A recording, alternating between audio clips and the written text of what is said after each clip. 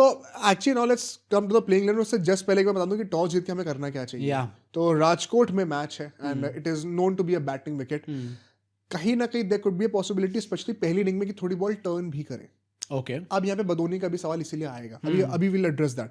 थोड़ी टर्न करे बट बाद में ड्यू आने वाली है। तो टॉस जीत के हमें क्या करना चाहिए? Chase masters. अगर आप टॉस जीत जाओ गिल साहब, जो कि आपने पोटेंशियल दिखाया, तो एक्सपेक्ट कर सकते हैं भाई। अब आपसे एक्सपेक्टेशन है कि आपको टॉस जीतना है। WTC फाइनल नहीं जा रहे हम। अब तो 50 ही मार दिया, अब टॉस भी जीत लें, जलवा वापस आ गया भाई। जलवा वापस आ रहा है गिल का। तो आपको टॉस जीतना है, हम लोग को चेस करना है। यहाँ पे जो हाईएस्ट एवर स्कोर है वो ऑस्ट्रेलिया ने बनाया था इंडिया के अगेंस्ट।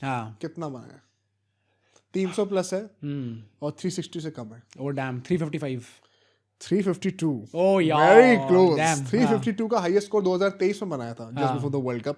एंड यहाँ पे मैं ये कहना चाहता हूँ कि अगर हम प्लेइंग 11 की बातें कर लें, सबसे बड़ा discussion point of course, let's start with that. क्या हमें वॉशिंगटन की जगह नीतीश कुमार रेड्डी मिलने वाले हैं, ध्रुव जुरैल मिलने वाला है, या फिर बदोनी मिलने वाला है? भाई अब वही फाइनल वर्ड ऑन दिस। अब मैं वही कह रहा हूँ कि रिपोर्ट्स तो ऐसी है कि बदोनी को चांस मिल सकता है, बट ऐसी भी रिपोर्ट से कि चांस नहीं मिल सकता है। मतलब कॉन्ट्रडिक्टरी रिपोर्ट्स आती ही है हर प्लेइंग 11 से पहले। एंड वही है ना, क्योंकि राजकोट की पिच में थोड़ा स्पिन ऑफर हो सकता है शायद। तो लोगों की टेम्पटेशन भी वो कहना है कि बदोनी को स्टार्ट करा दो आती। भाई होगा, चाहे मिल रही है आपको स्पिन, उसके बाद भी आई थिंक भाई it does not matter. Jadeja Kuldeep संभाल लेंगे पहली बात तो। सेकंडली इधर है भाई, अब रेड्डी को चांस ही नहीं मिलने वाला क्या? अब पिच देख के भाई, एक तरफ आपको हर्षित को अर्शदीप के ऊपर स्टार्ट कराना है T20s में, कह के कि we have the bigger picture in mind, हमें वर्ल्ड कप की तैयारी करनी है, तो थर्ड पेसर को कब चांस कब मिलेगा? अभी तो देना पड़ेगा गेम टाइम।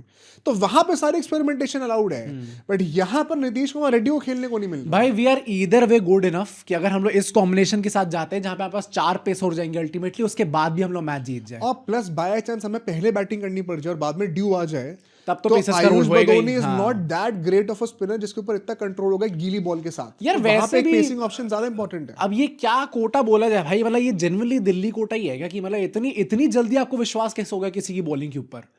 क्या are you seriously telling me कि वो बॉलिंग इतनी अच्छे करने लग गए हैं कि LSG में एकाना में क्या हम उन्हें बॉलिंग करते देख सकते हैं? क्या यही रीजन है कि बिश्नोई को इतने कैजुअली ड्रॉप कर दिया? क्योंकि Badoni is the new Bishnoi. Digvesh हूं मेन तो बॉलिंग वहां पे बदोनी करने वाला है, माखन को इसीलिए बाहर निकाल रहे हैं। मुझे जेन्युइनली समझ में नहीं आता भाई कि ऑफ लेट थोड़े से रैंडम ये तो रहे हैं सिलेक्शंस के। एंड मुझे लगता है सिलेक्शन के पीछे की जो फिलॉसफी है वो कंसिस्टेंट नहीं है। मेरी प्रॉब्लम सिर्फ उससे है।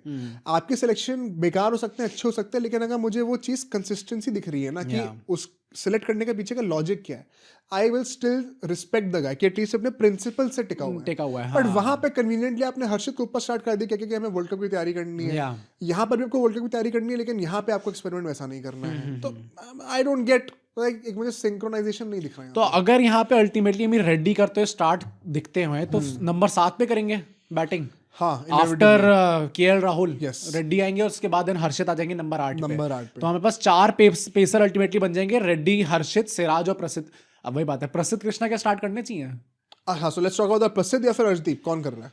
I think we should go with Prasidh. Last match में it was a team performance जिसके चलते प्रसिद्ध ने भी 2 विकेटें ली थी। ऐसा नहीं था इकोनॉमी, वरना यूजुअली उनकी 10 ही जाती है भाई।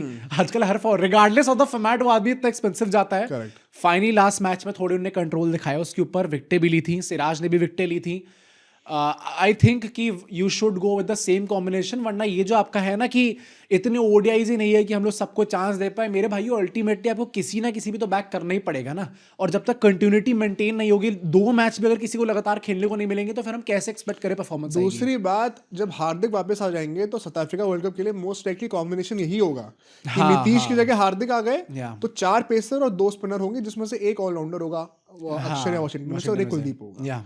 तो we are anyway practising with that template जो हम वर्ल्ड कप में खेलने वाले हैं। तो चाहे पिच कुछ भी हो, हम प्रैक्टिस तो उसी के हिसाब से कर रहे हैं ना। अच्छा है ना वो? तो हम लोग क्यों होल्ड बैक करें अपने आप को इस डिसीजन से कि हमें बदोनी को स्टार्ट कराना? नहीं वो तो है ही, पर वुड यू वांट अर्शदीप? वो प्रसिद्ध नहीं, अब आ रहा है, अब मुझे कोई पलटता हुआ दिख गया ना। अब अगर तुमने टंकी की चोट पे कहा है कि उसको रेस्ट करना है, मतलब रोटेशन चाहिए, अब रोटेशन अब नहीं चाहिए मेरे को कि एक मैच का रोटेशन वापस आ गया। अब वर्कलोड याद नहीं आ रहा? नहीं सच बात है। 10 ओवर डालने से क्या वर्ल्ड कप में इंजरी नहीं हो सकती है? मुझे भी लगता है, मैं तो उस पे स्टांस पे टिका रहूंगा भाई कि आई थिंक इस टाइम पे ज्यादा आपको रिस्क लेने की जरूरत नहीं है। यहाँ पे एकदम से पुर्जे टूट रहे हैं भाई सारे प्लेयर्स के। अगर अर्शदीप का भी ऊपर नीचे कुछ हो गया तो भाई हमारी T20 वर्ल्ड कप स्क्वाड खुल जाएगी। But last predictions, I think India जीत रही है भाई। I think we are too good right now. In fact अगर हम लोग हार जाते तो भाई टू गुड हाँ मैं वही कह रहा हूँ ना भाई, अश्विन ने लॉर्ड देखा था? हर्षित राणा ने अगर नहीं करा होता।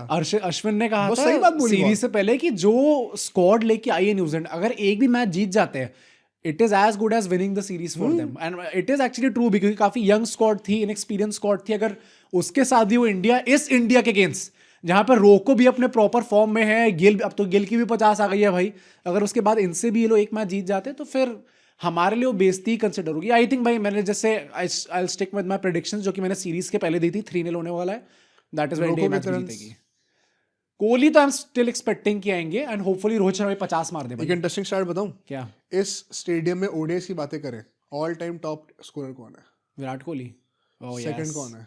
रोहित शर्मा। ओ कोहली ने 4 मैच में 226 रन बनाए हैं 50 समथिंग के एवरेज से। रोहित ने 3 मैच में 188 रन बनाए 62 के एवरेज से, 107 की स्ट्राइक रेट। यस सर, मजा आएगा भाई, मजा आने वाला है भाई, बवाल हो सकता है दोनों के यहाँ से। देखते हैं भाई क्या होता है अल्टीमेटली, बट जरा बवाल की बात कर ले। नजर लगा दी तुमने। नहीं ऐसा मैंने तो बोला ही नहीं है भाई।